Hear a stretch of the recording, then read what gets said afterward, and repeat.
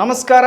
ಕರ್ನಾಟಕ ಗಿಲ್ಲಿಯನ್ನ ಮದುವೆ ಆಗ್ತಾರ ಕಾವ್ಯ, ಮಗು ಕೇಳಿದ ಪ್ರಶ್ನೆಗೆ ತತ್ತರಿಸಿದ ಕಾವ್ಯ ಶೈವ ಎನ್ನುವಂಥ ವಿಚಾರದ ಬಗ್ಗೆ ನೀವು ಮುಂದೆ ಮಾತಾಡಕ್ಕೆ ಬಂದಿದ್ದೀನಿ. ನೀವು ನೋಡಿರ್ಬೋದು ಈಗಾಗಲೇ ಗಿಲ್ಲಿ ಕಾವ್ಯ ಅಂತಕ್ಕಂಥ ಕ್ರೇಜ್ ಇಡೀ ಕರ್ನಾಟಕ ತುಂಬ ಇರ್ತಕ್ಕಂಥದ್ದು ಅಕ್ಷರ ಸಹ ಸತ್ಯ. ಯಾಕಪ್ಪ ನಾವು ಅವರಿಬ್ಬರು ಮನಸ್ಸಲ್ಲಿ ಐತೋ ಇಲ್ಲೋ ಗೊತ್ತಿಲ್ಲ, ನಮ್ಮ ಮನಸ್ಸಿನೊಳಗಂತೂ ಗಿಲ್ಲಿ ಕಾವ್ಯ ಒಂದಾಗಬೇಕಂತಕ್ಕಂಥ ವಿಚಾರ ನಮ್ಮ ತಲೆಯೊಳಗೆ ಓಡಾಡಕತ್ತಿಬಿಟ್ಟಾವು.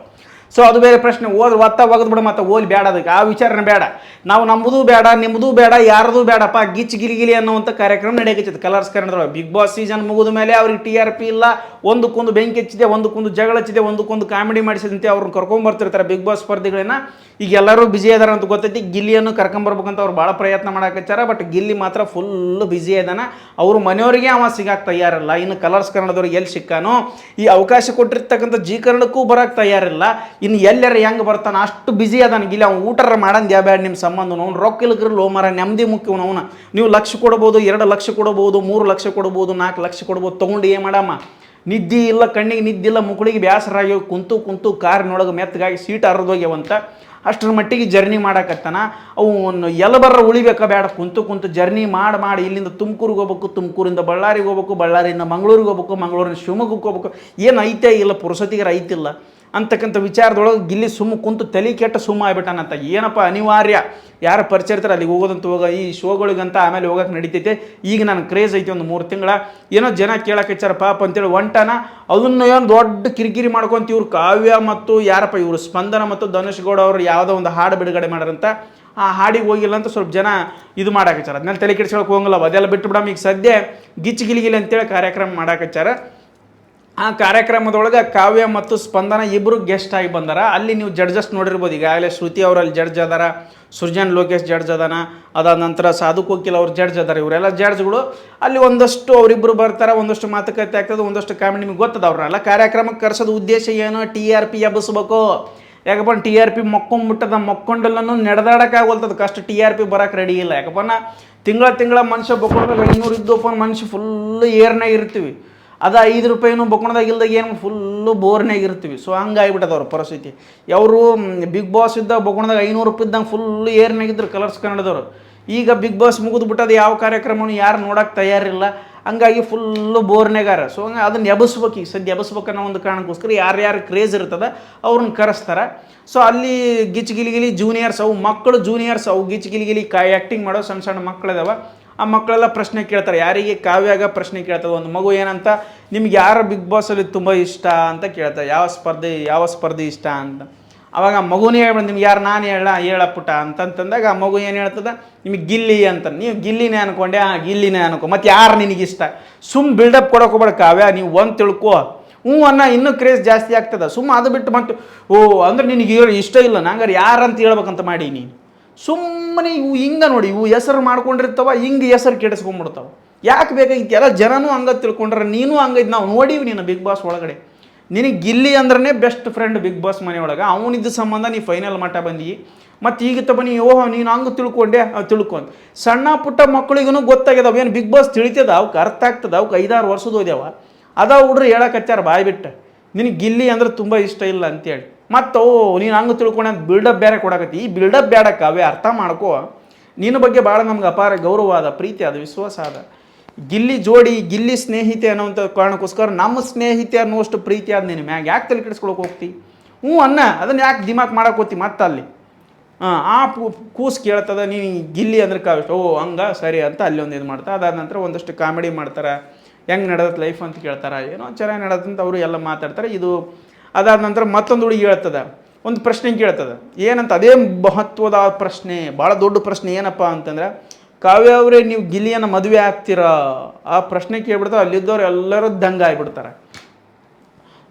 ಹೆಂಗೆ ಕ್ವಶನ್ನು ಅಂತೇಳಿ ನಮ್ಮ ಸಾಧು ಕೋಕಿಲ್ ಅವರು ಮತ್ತೆ ಕಾಮಿಡಿ ಮಾಡ್ತಾರೆ. ಅದಕ್ಕೆ ಏನು ಉತ್ತರ ಕೊಡ್ಬೇಕಂತ ಕಾವ್ಯಕ್ಕೆ ಗೊತ್ತಾಗಲ್ಲ. ಅದು ಏನು ನಡೀತದೆ ಅಂತಕ್ಕಂಥದ್ದನ್ನು ಎಪಿಸೋಡಲ್ಲಿ ನೋಡ್ಬೋದು ನಾವು. ಏನು ಉತ್ತರ ಕೊಟ್ಟಾಳ, ಏನು ಉತ್ತರ ಕೊಟ್ಟಿಲ್ಲ, ಆ ಉತ್ತರ ಎಷ್ಟರ ಮಟ್ಟಿಗೆ ಸದ್ದು ಮಾಡ್ತದೆ. ಯಾಕಪ್ಪ ಅಂದ್ರೆ ಕಾವ್ಯ ಗಿಲ್ಲಿಗೋಸ್ಕರ ಕಾವ್ಯನಿಗೋಸ್ಕರ ಗಿಲ್ಲಿ ಏನೇ ಮಾಡಿದ್ರು ಕೂಡ ದೊಡ್ಡ ಟ್ರೆಂಡ್ ಆಗಿಬಿಡ್ತದೆ ಅದು.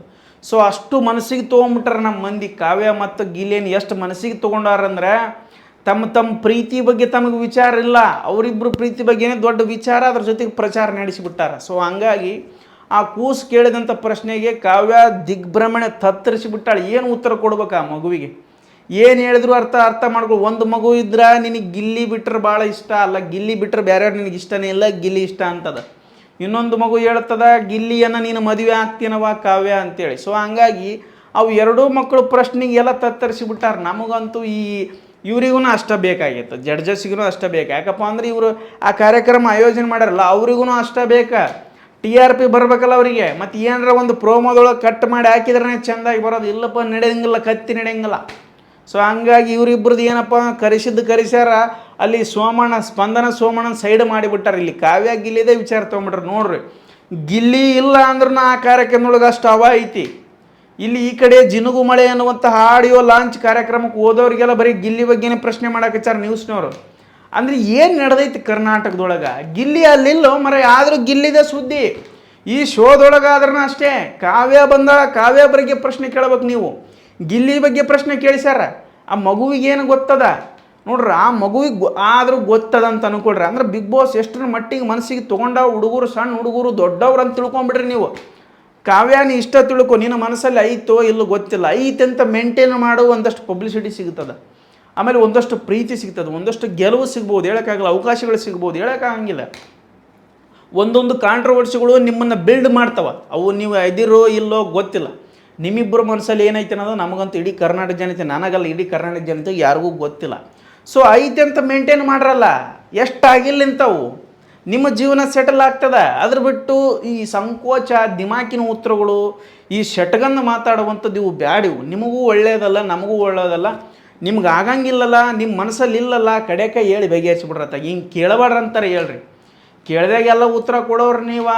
ನಿನ್ನ ಮೊನ್ನೆ ಇತ್ತೀಚೆಗೆ ನೀನು ಬರ್ತ್ಡೇ ಆಯ್ತವ ಕಾವ್ಯ, ಅಲ್ಲಿ ನಿನಗೆ ಬರೀ ಗಿಲ್ಲಿ ಜೊತೆಗಿದ್ದಂಥ ಫೋಟೋ ಕೊಟ್ರೆ ಯಾರಿಗೇನು ಏನು ನಂದಿಯ ಚಂದ ನಕ್ಕಿ, ಅದ್ರಂಗೆ ನಗು, ಅದ್ರಾಗ ಏನು ತಪ್ಪದ? ಅದ್ರಂಗೆ ಈ ಒಂದು ಗಿಲಿ ಕಾರ್ಯಕ್ರಮ, ಜೂನಿಯರ್ಸ್ ಕಾರ್ಯಕ್ರಮದೊಳಗೆ ಕಾವ್ಯ ಸ್ಪಂದನ ಬಂದಾರ. ಒಂದಷ್ಟು ಪ್ರಶ್ನೆಗಳು ನಡೆದವ. ಅದು ನಾಳೆ ಶನಿವಾರ ಮತ್ತು ಭಾನುವಾರ 9 ಗಂಟೆಗೆ ಬರ್ತದೆ ಕಾರ್ಯಕ್ರಮ. ಆ ಕಾರ್ಯಕ್ರಮದಲ್ಲಿ ಏನು ಉತ್ತರ ಕೊಟ್ಟಾಳ, ಆ ಪ್ರಶ್ನೆ, ಮಗು ಕೇಳಿದಂಥ ಪ್ರಶ್ನೆಗೆ ಏನು ಉತ್ತರ ಕೊಟ್ಟಾಳ, ಅವರು ಉತ್ತರ ತೊಗೊಂಡು ಇನ್ನು ಜನಗಳಿಗೆ ಯಾವ ರೀತಿ ಏನು ತಿಳ್ಕೊಬೋದು ನಾವು ಅಂತಕ್ಕ ಪ್ರೇಮಿಗಳು. ಈಗಂತೂ ಪ್ರೇಮಿಗಳು ಏನು ನೋಡ್ಬೇಕು ನೀವು, ಎಲ್ಲ ಮದುವೆ ಆದವು ಪ್ರೀತಿ ಮಾಡೋಕತ್ತವ, ಮದುವೆ ಆಗಿಲ್ಲ ಅಂದು ಮತ್ತು ಅವ್ರಿಗೆ ಕೆಲಸನೇ ಇಲ್ಲ.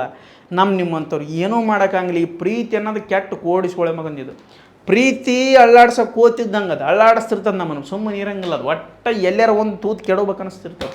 ತೂತು ಅಂದ್ರೆ ಜಗಳ, ಅಥವಾ ಪ್ರೀತಿ ಅಂದ್ರೆ ಯಾವುದೋ ಒಂದು ಕೊಂಡಿ ತಗೋಬೇಕು, ಒಟ್ಟು ಮನಸ್ಸಿಗೆ ತೊಗೊಂಡು ಅವನು ಏನಂತಾರಲ್ಲ, ಅದು ಜೀವನದೊಳಗೆ ಅವು ಇರಲಾರ್ದನ್ನು ತೊಗೊಂಬಂದು ಮೈ ಮೇಲೆ ಇಟ್ಕೊಂಡು ಹಂಗೆ ಪ್ರೀತಿ ಅನ್ನೋದು, ಅದು ಸಿಗ್ತೈತೋ ಬಿಡ್ತೈತೋ ಗೊತ್ತಿಲ್ಲ. ಅವ್ನು ತೊಗೊಂಬಂದು ಮನಸ್ಸಿಗೆ ತೊಗೊಂಬಿಡ್ತೀವಿ, ಜೀವನ ನೆಡ ಆಗಿಬಿಡ್ತದೆ. ಅದರಿಂದ ನಾವೇನೋ ಅಂದ್ಕೊಂಡಿರ್ತೀವಿ, ಅದೇನೋ ಆಕತಿ, ಜೀವನ ಹೊಯ್ಕೊಂತ ಹೋಗ್ಕತಿ. ಆಮೇಲೆ ಏನು ಮಾಡ್ತದೋ ಗೊತ್ತಿಲ್ಲ. ಅವನ ಜೀವನದೊಳಗೆ ಏನು ಮಾಡ್ಬೇಕು ಅನ್ನೋದು ಒಂದೊಂದು ಸರಿ ಫುಲ್ ಕನ್ಫ್ಯೂಸ್ ಆಗಿಬಿಡ್ತದೆ. ಏನೋ ಅನ್ಕೊಂಡಿರ್ತೀವಿ, ಏನೋ ಆಗಿಬಿಡ್ತದೆ. ಸೊ ಇದ್ರಂಗೆ ಇವ್ರದ್ದು ಅವ್ರ ಕಾವ್ಯ ಗಿಲ್ಲಿದ್ದು ನಡೆದೈತೆ. ನೀವು ಭಾಳ ಮನಸ್ಸಿಗೆ ತೊಗೊಂಡಿರಿ ಅದನ್ನು, ಅವರು ಮನಸ್ಸಿಗಂತ ತೊಗೊಂಡಿಲ್ಲ.